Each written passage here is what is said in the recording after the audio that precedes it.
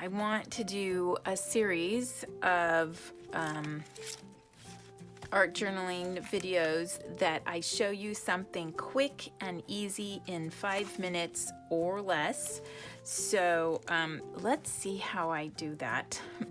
So in this 5-minute journaling tip, I want to show you how to start off a blank page with a super simple watercolor wash. And like I've shown students in my classes, you can see that I stress really hard on these starting washes, which obviously is a joke. So the key to a good wash is a large brush and lots of water, and just kind of putting it out there. My particular favorite watercolors here are a little unusual, but you can do this with any watercolors that you can pick up, whether they're in a tube or on a tray. This is not the kind of thing I guess you could do super easy with watercolor pencils. You'd have, that's another video. But you can see that I just fill up my page, and I'm just kind of pouring drips on here. I fill up my page with water. Now all I have to do is let it dry, which honestly could take more than 5 minutes.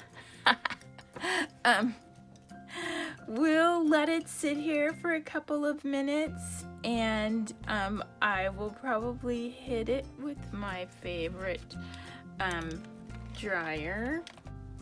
So that took maybe a couple of minutes with the dryer, not too long. There's a little dampness there, but you can see that's a really quick and easy way to start a journal page. Another way to use a watercolor wash is to add it to something that you've started, and I'll tell you a little bit more about a wash.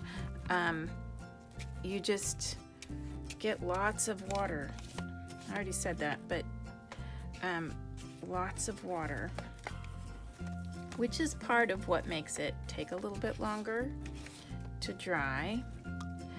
But you'll also notice that when I do lots of wet on wet, and I can just swap colors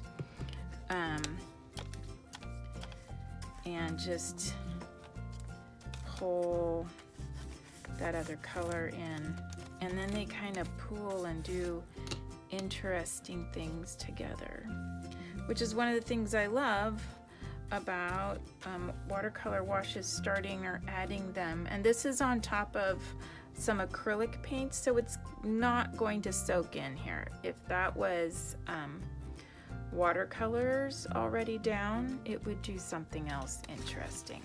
If you were doing this yourself at home, you could just walk away. I'm going to make sure I don't leave my brush in the water, and I'm going to hit it with my dryer.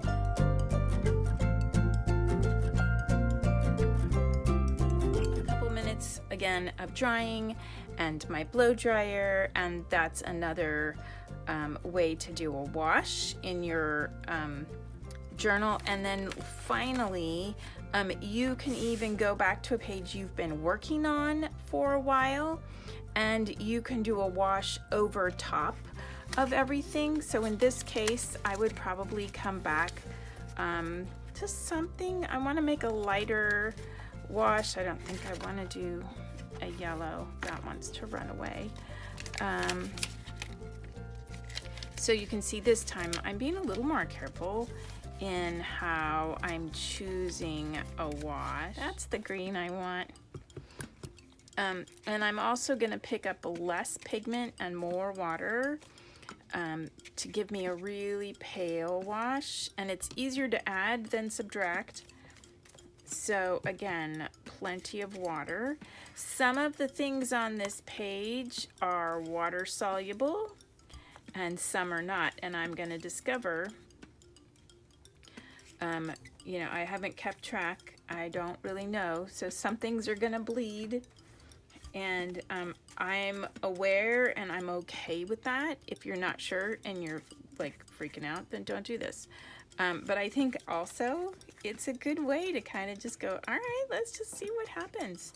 And it also pools up on top of some things because there are acrylics on here. This page was started with acrylics where I was like cleaning my brush or testing color for something else that I was doing. And so there are some places that the wash is totally not going to take, and some places that it is. And I also have some stickers on here that are water resistant, but you can see what this does is it kind of fills in the gaps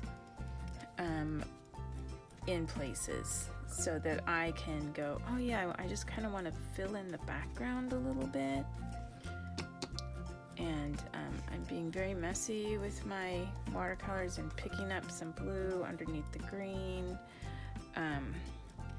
This is, you know, my messy ways. So,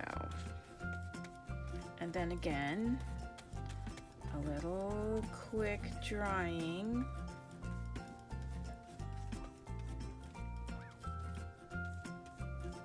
After we get that